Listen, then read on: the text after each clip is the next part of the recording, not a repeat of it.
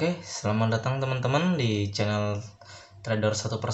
Hari ini saya ingin menyampaikan uh, psikologis mengenai seorang trader ya teman-teman.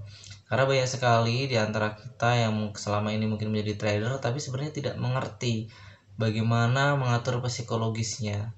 Nah, inilah yang menyebabkan kenapa banyak sekali trader mengalami kerugian di dalam tradingnya. Pertama, yang menjadi penyebab seringnya trader rugi adalah jika dia memiliki rasa serakah dalam menjalankan tradingnya, karena dia memiliki mungkin biasanya target profit yang terlalu tinggi. Mengejar target profit yang paling tinggi bisa menjadi masalah atau bumerang dalam tradingnya. Kenapa? Karena jika dia mengejar profit terlalu tinggi, maka trading mereka sudah tidak akan lagi menggunakan money management yang baik. Pada akhirnya yang seharusnya mungkin menggunakan resiko 1%, akhirnya dia menggunakan resiko 10%. Jika analisanya benar mungkin tidak masalah, tapi jika analisanya kemudian salah, maka tentunya itu akan memperbesar kerugian trader itu sendiri.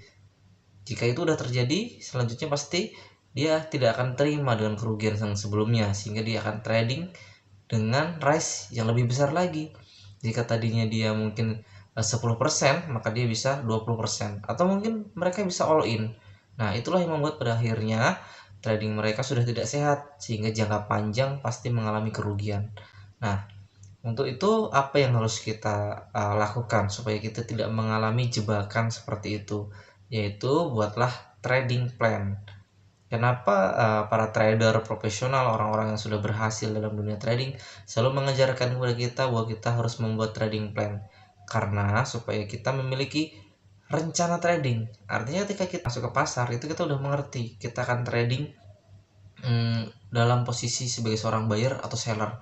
Nah, itu tentunya kita akan masuk dalam analisa, entah itu teknikal, fundamental, semuanya sama.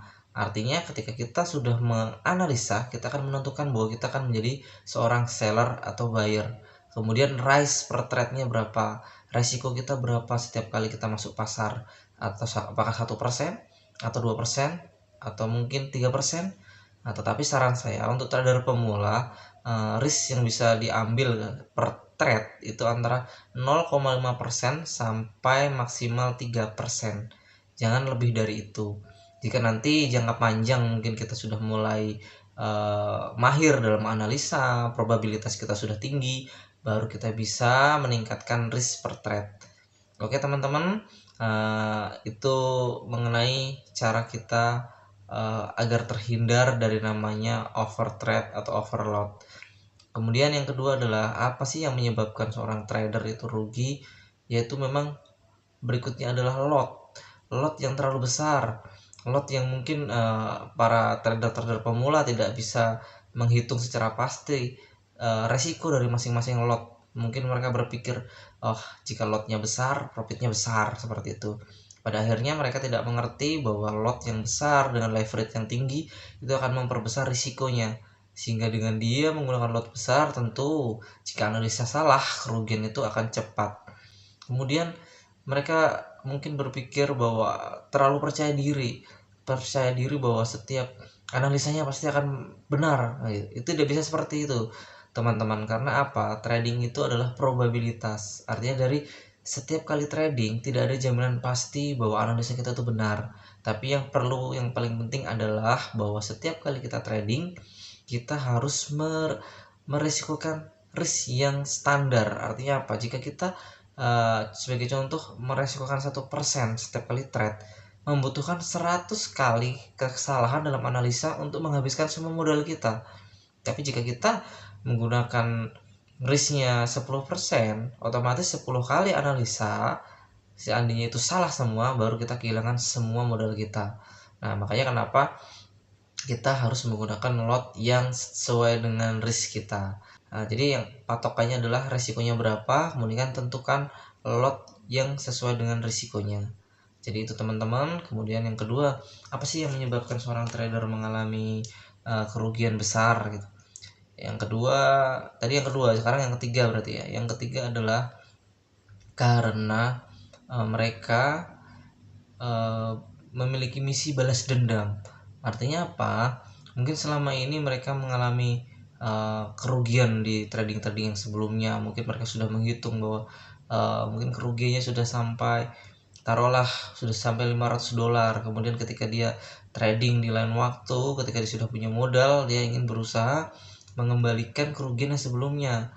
Jadi ini udah keluar dari trading plan kembali, artinya seharusnya kita harus bisa melepaskan diri daripada rasa balas dendam akan kerugian kita yang sebelumnya. Artinya apa? Dengan begitu kita akan memulai trading dengan cara yang sehat, dengan cara yang benar. Nah, jadi balas dendam dari kerugian yang lama itulah yang membuat pada akhirnya justru jangka panjang akan mengalami lebih banyak kerugian. Nah, itu teman-teman, itu sedikit tentang psikologi dari seorang trader yang selama ini mungkin belum berhasil. Nah, jadi sebenarnya ada 3 kunci yang membuat seorang trader itu nanti bisa berhasil. Yang pertama adalah tentang yang paling paling dominan mempengaruhi seorang trader akan berhasil atau gagal adalah satu, psikologi. Yang kedua adalah money management. Baru yang ketiga adalah analisa. Dimana analisa itu dibagi menjadi dua, yaitu ada teknikal, fundamental. Jadi jangan dibalik-balik. Yang pertama adalah psikologi. Nah, psikologi itu menyangkut tentang apakah kita ingin orang yang ingin cepat kaya, atau kita memang memiliki profil yang konservatif, atau mungkin kita hanya ingin berinvestasi jangka panjang. Itu psikologis seperti itu kan menentukan apakah nanti kedepannya kita akan berhasil di bisnis ini atau tidak. Karena memang bisnis trading itu bukan untuk semua orang, karena memang bisnis trading itu adalah untuk orang-orang yang memiliki kedisiplinan. Orang yang tidak disiplin masuk dalam dunia trading pasti akan hancur. Orang yang mungkin yang memiliki jiwa petualang, atau yang mungkin serakah dalam kehidupannya adalah menginginkan sesuatu dalam jumlah besar dalam waktu singkat, itu tidak akan pernah berhasil di bisnis trading. Kemudian yang kedua adalah money management. Money management itu yang seperti yang sudah saya sampaikan, bahwa money management itu salah satu faktor yang paling penting untuk mendukung kesuksesan kita dalam trading. Itu artinya kita sedang mengambil satu kesimpulan bahwa trading itu tidak hanya serta-merta punya uang masuk pasar all in kemudian kita untung, bukan seperti itu, tetapi kita masuk sedikit demi sedikit untuk testing pasar itu sendiri. Nah, itulah yang mengakibatkan banyak trader yang tidak mengerti money management akhirnya punya uang langsung belikan semuanya.